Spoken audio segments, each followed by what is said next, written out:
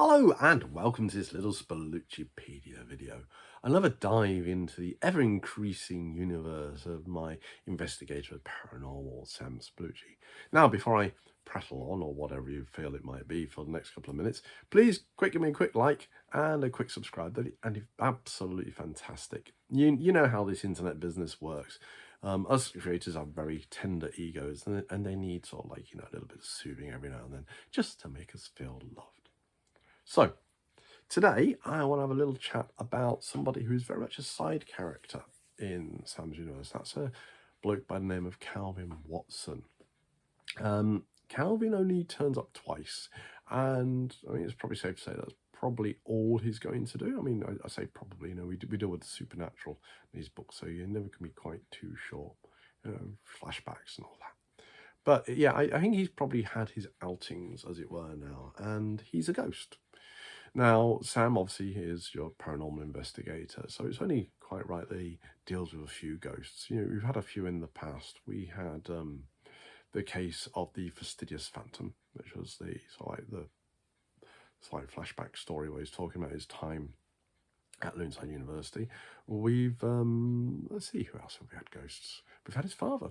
His father came back as a ghost. So yeah, ghosts crop up, and Calvin was very much in this sort of vein as like a ghost who Sam comes across, and I think it's safe to say that he's very much like a light-hearted relief.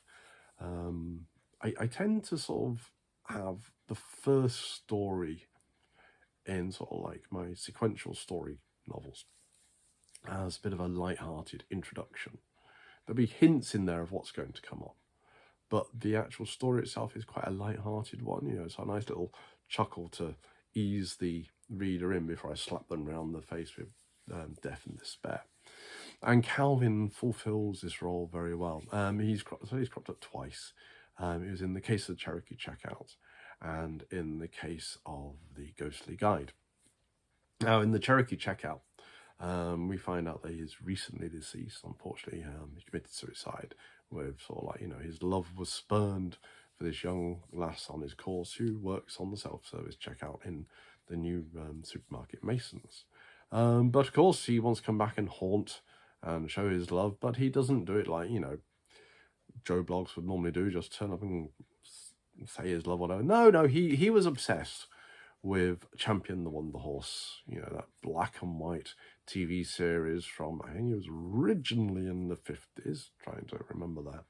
It's up there with Buck Rogers and Flash Gordon. It was stuff which, when I was a kid, used to be on over Christmas because there was no budget for kids' TV shows. So they just showed old sort of like B movies and the like. And it's very annoying because, of course, we never got to see the end of these wretched series. They went on forever, all the way through the holidays. And we ended up going back to school, say, on the 6th of January, and they'd run until the end of the week. And that was it. You never knew where Flash Gordon had saved the world from Ming the Merciless, or Champion the Wonder Horse had saved little Timmy down the well. But anyway, in the age of YouTube, Calvin has been able to binge all of these, and he is fascinated with Champion the Wonder Horse. So when he comes back to haunt the self-service checkout, he dresses up as a Cherokee chieftain from one of the Champion episodes. And obviously it doesn't work. It all gets messy. But Sam sits down and persuades him that, perhaps he ought to move on. So he wanders off, and Sam thinks that's the end of it. However, 2 books later, in Fury of the Fallen, he turns up at the castle. Sam happens to go on a guided tour of the castle, which is hosted by Greg Wright, a good friend of mine who agreed to be a cameo.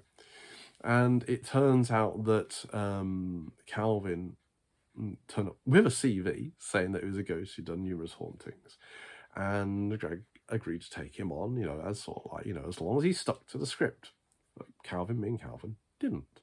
So he started making stuff up, much to Greg's sort of like ire and wrath, as it were. And Calvin takes umbrage and decides he wants to set up his own guided tours using the ghosts.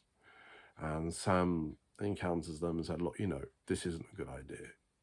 If you raise your head above the parapet, the ghost sort of like hunters are going to come, your peace and quiet is going to be ruined, you don't want to hear that. So all the other ghosts just say, nope, we're having none of this, they clear off. Boombox Betty turns up and convinces Calvin, you know, time to move on. And he goes to the light and off he goes, which is why I'm saying probably never going to see him again. So never can say never, but, you know, probably never going to see him again.